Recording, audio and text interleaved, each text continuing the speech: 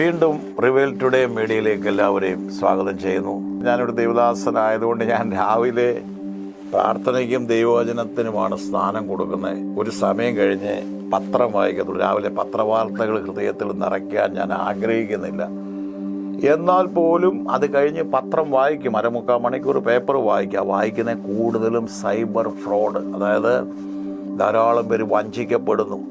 അടുത്തിടെ നമ്മൾ കണ്ട ഒരു കാര്യമാണ് ഫേസ്ബുക്കിലൂടെ പശുവിനെ കൊടുക്കുന്നത്.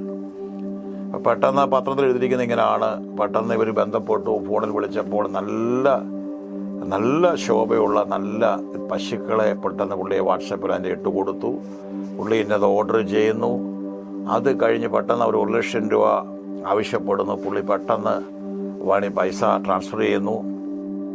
അതിനുശേഷം അവർ നേരുള്ളവരായിരുന്നു കേട്ടോ. എങ്ങനെ എഴുതിയിട്ട് എന്താ നേരെന്നറിയാമോ? ഇവർ ഈ വണ്ടിയിൽ ഈ പശുവിനെ കയറ്റി വിടുന്ന ഒരു പടം കൂടെ കൊടുത്തു. പക്ഷെ പശു വന്നില്ല, പൈസ പോയി. എനിക്കിതിനകത്തൂടെ പറയാനുള്ളത്, നിങ്ങളൊരു ശക്തമായ ഒരു തീരുമാനമേട്. ഇനിയും സൈബർ ആക്രമണങ്ങൾ, അതിലൂടെ അവരിങ്ങനെ ഓരോ കാര്യങ്ങൾ അവർ ചെയ്തുകൊണ്ടിരിക്കും. ഇന്നാളെ ഒരാൾ പറഞ്ഞ പോലെ ഒരു സന്യാസി ഒരു തേളിനെ വെള്ളത്തിൽ നിന്ന് രക്ഷപ്പെടുത്തുക. ഓരോ പ്രാവശ്യം തേളിനെ രക്ഷപ്പെടുത്തുമ്പോൾ ഈ തേള് കുത്തിക്കൊണ്ടിരിക്കും. അപ്പോൾ ഈ ശിഷ്യൻ പറഞ്ഞു, അങ്ങേ അതിനെ കരക്കെടുക്കാൻ വെക്കാൻ ശ്രമിക്കും തോറും അങ്ങേ ഇത് കുത്തിക്കൊണ്ടിരിക്കുക എന്നല്ല. അപ്പോൾ ഈ ഗുരു പറഞ്ഞൊരു വാക്കുണ്ട്, ഈ സന്യാസി, എനിക്ക് നന്മ ചെയ്യാൻ മാത്രമേ കഴിയത്തുള്ളൂ. ഇതിൻ്റെ സ്വഭാവമാണ് കുത്തിക്കൊണ്ടിരിക്കുന്നത്. ഈ തിന്മ ചെയ്യുന്നവൻ അവൻ മനുഷ്യനെ എങ്ങനെ കബളിപ്പിക്കാം, എങ്ങനെ പറ്റും. പണ്ടൊക്കെയാണ് സ്ഥാപനങ്ങളല്ല വീട് കുത്തി തുറക്കണം. അവൻ ഇരുന്നുകൊണ്ട് തന്നെ അവൻ്റെ ആ കഴിവ് കൊണ്ട് അവൻ ചെയ്യുക, തെറ്റുകൾ ചെയ്യുക, അത് നശിപ്പിക്കുക നമുക്കറിയാം. പക്ഷെ അവർ ചെയ്യുമ്പോൾ നിങ്ങൾ എന്തിനു നിന്നു കൊടുക്കുന്നു? എനിക്കൊരു ചോദ്യമാണ്. ഈ ഒറിഷൻ വന്ന് ആ ഹാൻഡ് ഓവർ ചെയ്തിട്ടായിരുന്നെങ്കിലോ? നിങ്ങൾ ചിന്തിച്ച് നോക്കിയേ. ഈ അടുത്തിടയിൽ ഇന്നലെ എൻ്റെ ബ്രദറുമായിട്ട് സംസാരിച്ചപ്പോൾ എന്തോ ഓൺലൈൻ എന്തോ ട്രാൻസാക്ഷൻ എന്തോ ഒരു വിഷയം പറഞ്ഞ് ഞാൻ മറന്നുപോയി. അത് വന്നു കഴിഞ്ഞാൽ ഒരു പട്ടിക്കുട്ടി എന്തോ ഒരു സംഭവം അവർ വന്നു കഴിഞ്ഞ് കണ്ണൂന്ന് ഒരു സ്ഥലത്ത് നിന്ന് കൊണ്ടുവന്നു. അത് കഴിഞ്ഞ പോലും അവർ ഉടനെ അയക്കാൻ പറയുന്നില്ല, പിന്നെ അവർ കൊടുക്കുന്നത്. പക്ഷെ അത് ഡെലിവറി ചെയ്ത് കഴിയുമ്പോഴാണ് നിങ്ങൾ അത്ര വിഡ്ഢികളാണ്. നിങ്ങൾക്ക് നന്മ നിങ്ങളുടെ ഒരു പക്ഷേ പെൻഷൻ്റെ, നിങ്ങളുടെ കഷ്ടപ്പാട്, നിങ്ങളുടെ അധ്വാനമായിരിക്കും, വേർപ്പാലും കോടിയാലും ലക്ഷമാലും വെറുതെ അല്ല. നിങ്ങളുടെ അധ്വാനത്തിലൂടെ നിങ്ങൾ എന്തിനാ അതങ്ങനെ ചെയ്യുന്നു? നിങ്ങൾ ആദ്യം ഒരു 500 രൂപയുടെ ആദ്യം ഒരു രജിസ്ട്രേഷൻ ഫീസുണ്ട്, ആദ്യം ഇന്നാന്ന് പറയുമ്പോൾ ആദ്യം തരത്തില്ല. നിങ്ങളത് ചെയ്തതിലേ തരത്തുള്ളൂ. അല്ലെങ്കിൽ നമുക്ക് വേണ്ട അങ്ങനെയുള്ള ബിസിനസ്. ചില കാര്യങ്ങൾക്ക് പ്രാർത്ഥിക്കുമ്പോൾ, പ്രത്യേകം നമ്മുടെ ഈ ഫീൽഡുകളിലെല്ലാം പോയിട്ടുള്ളത് കൊണ്ട് ശരി പറയും, പാസ്റ്ററെ ഞങ്ങൾക്ക് ഒരു 10 സെൻറ്റ് സ്ഥലം ഇപ്പോൾ അഡ്വാൻസ് കൊടുക്കണമെന്ന് അവർ പറഞ്ഞുകൊണ്ടിരിക്കുന്നത്. ഇപ്പം കൊടുത്തില്ലേ ആരെങ്കിലും വന്ന് കൊണ്ടുപോകും. ഞാൻ പറയും, കൊണ്ടുപോയിക്കോട്ട്. ഇപ്പം നിങ്ങൾ അഡ്വാൻസ് കൊടുത്തില്ലേ, കൊണ്ടുപോയാൽ വർഷങ്ങളായിട്ട് കിടക്കുന്ന ഭൂമിയാണ്, ബിസിനസ് തന്ത്രമാണ്. ഉടനെ ഇപ്പം കൊണ്ടുപോയാൽ കൊണ്ടുപോയിക്കോട്ടെ. നിങ്ങൾക്കുള്ളതല്ല, നിങ്ങൾക്കുള്ളതാണ് അവിടെ വെയിറ്റ് ചെയ്യും. മനസ്സിലാകുന്നുണ്ടല്ലോ? ഇവിടെ അങ്ങനെ ഇപ്പോൾ പറയുക, ഇപ്പോൾ അഡ്വാൻസ് കൂടെ നഷ്ടപ്പെടും, ഇപ്പോഴാണ് അടുത്തൂടെ ഡെലിവറി ചെയ്യുന്നുണ്ട്, ഇപ്പം നിങ്ങൾ പൈസ അയക്കാമെങ്കിൽ അവിടെ കൂടെ അങ്ങ് ഇറക്കിയിട്ട് പോവാം. വേണ്ട, നിങ്ങൾ വരാതെ ചെയ്യത്തില്ല. അത് വഞ്ചനയാണ്, പറ്റത്തില്ല. ഈ അടുത്തിടയിൽ ഒരുത്തരെന്നെ ഫോൺ ചെയ്തിട്ട് അതിൻ്റെ ഏതാണ്ട് സംഭവങ്ങൾ ഞാൻ പറഞ്ഞു, ഞാൻ അങ്ങനെ ഉണ്ട് ബാങ്കിൽ പോയി ഡീൽ ചെയ്തോളാന്ന് പറഞ്ഞു. ഇതെന്താ നിങ്ങൾ അങ്ങനെ ഒരു കരുത്ത് ആർജിച്ചെടുക്കാത്തത്? അവിടെ നമ്മൾ വിഡ്ഢികളാകരുത്. നമ്മളൊരു ഡിസിഷൻ എടുക്കണം. നമ്മൾ വേറെ എല്ലാ ഡീലിങ് നല്ലതാണ്. ഞാൻ എൻ്റെ OTP അല്ലെങ്കിൽ ഞാൻ എൻ്റെ ലിങ്കുകൾ അല്ല എൻ്റെ പേഴ്സണൽ നമ്പറുകൾ ഞാൻ ഷെയർ ചെയ്ത് നിങ്ങൾ എന്തുകൊണ്ട് തീരുമാനം എടുക്കുന്നില്ല? ഒരു 10 രൂപ പോലും, വെറും 1 രൂപയാണ് ഇപ്പോൾ നിങ്ങളുടെ അധ്വാനത്തിൽ ലഭിക്കുന്നില്ല. എന്തിനാണ് നിങ്ങളത് നഷ്ടമാക്കുക? എന്തിനാ ചതിയിൽ വീണ്ടും ഡോക്ടേഴ്സും മെയിൻ ആൾക്കാരാണ്, ജഡ്ജി വരെ നിങ്ങൾ കണ്ടില്ലേ വഞ്ചിക്കപ്പെടുന്നു.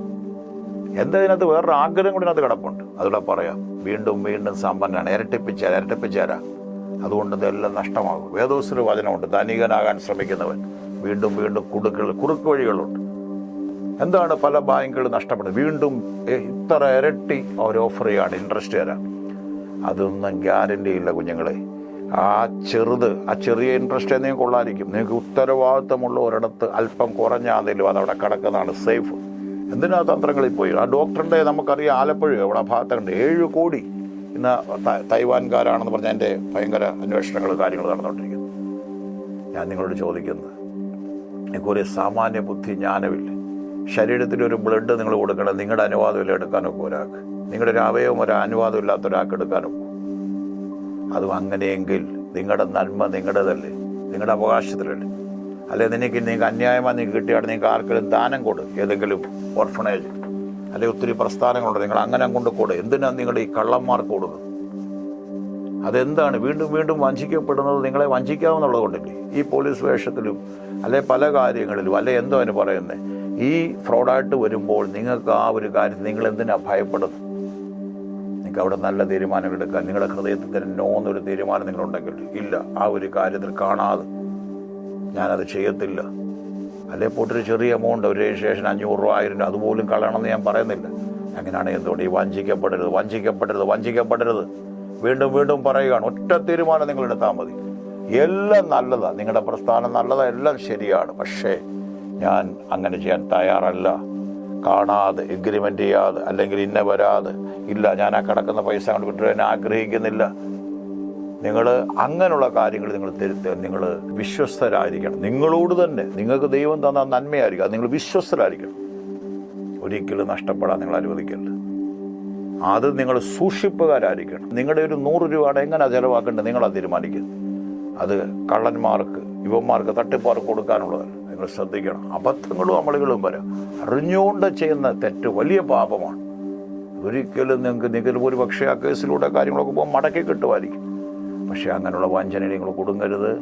തന്ത്രങ്ങൾ വെറും മായം നിറഞ്ഞ പാപം നിറഞ്ഞ ദുഷ്ട ആധിപത്യമുള്ള, യേശുവിൻ്റെ ഭാഷ പറഞ്ഞാൽ സകല ലോകവും ദുഷ്ടൻ്റെ അധീനതയിൽ, തിന്മയുടെ ലോകത്തിൻ്റെ അധീനതയിൽ കിടക്കും. അവനെ ഒന്നും ഇനി നന്മ പഠിപ്പിക്കാനൊക്കെ അവൻ ചെയ്തുകൊണ്ടിരിക്കും. പക്ഷെ നമുക്ക് സൂക്ഷിക്കാം. പണ്ടൊരാൾ പറഞ്ഞ് ഇപ്പോഴും എനിക്ക് ഓർമ്മയുണ്ട്, സിംഹം രാവിലെ വന്നിരിക്കും കാട്ടില്ല, സിംഹമാണ്, പക്ഷെ അവന് ഇര വേണം. പക്ഷെ അതിൻ്റെ മുമ്പിലൊന്നും പോയി പടരുത്. ഈ തെറ്റ് ചെയ്യുന്നവൻ ഇങ്ങനെ നടത്തിക്കൊണ്ടിരിക്കും. പക്ഷെ സിംഹത്തിന് ഇരയും വേണം, ദൈവ സൃഷ്ടിയാണ്, അവന് വേണം. പക്ഷെ ചുമ്മാതെ അവൻ്റെ പോയി വായി വീഴരുത്. നിങ്ങൾ അതിനെ ഇരയാകാൻ വിളിക്കപ്പെട്ടവരല്ല. അതുകൊണ്ട് വളരെ സൂക്ഷിക്കുക, വളരെ പരിജ്ഞാനത്തോടെ ഇങ്ങനെയുള്ള കാര്യങ്ങളിൽ ഒന്നും നഷ്ടമാകില്ല. വെറുതെ പോലീസുകാർക്ക് ജോലിയുണ്ട്, അവർക്ക് ജോലി ഉണ്ടാക്കി വെക്കരുത്. പിന്നെ അതിൻ്റെ വലിയ സംഭവങ്ങളിലേക്ക് പോകുന്നതിന് പോലും അല്പജ്ഞാനത്തോടെ ഇങ്ങനെയുള്ള വീണ് ഇരട്ടിക്കാൻ നോക്കണ്ട. തന്നത് മതി. ആ ചെറുതാണെങ്കിലും അതിൽ വിശ്വസ്തതയുണ്ട്. ഒത്തിരി ലാഭങ്ങൾ, ഒത്തിരി കാര്യങ്ങൾ ഓഫർ ചെയ്യുന്നതെല്ലാം ചതിയാണെന്ന് മനസ്സിലാക്കിക്കോണം. അതെല്ലാം നിങ്ങളെ തകർക്കാനാണ്. പെട്ടെന്നുള്ള ഉയർച്ചകൾ പെട്ടെന്ന് ഓഫർ ചെയ്യുന്നത്. ഇപ്പം നമ്മൾ എമ്പുരാൻ സിനിമയുടെ കാര്യം പറഞ്ഞ പോലെ പെട്ടെന്ന് വലിയ വാഗ്ദത്തങ്ങളെല്ലാം തരുന്നത് നിങ്ങളെ തകർക്കാനാണ്. പെട്ടെന്നൊരു ക്ഷണികമായ വലിയൊരു ഉയർച്ച കാണും. പക്ഷെ അതിൻ്റെ പിൻപിൽ എൻ്റെ ഒരിക്കലും മനോഹരമാകത്തില്ല.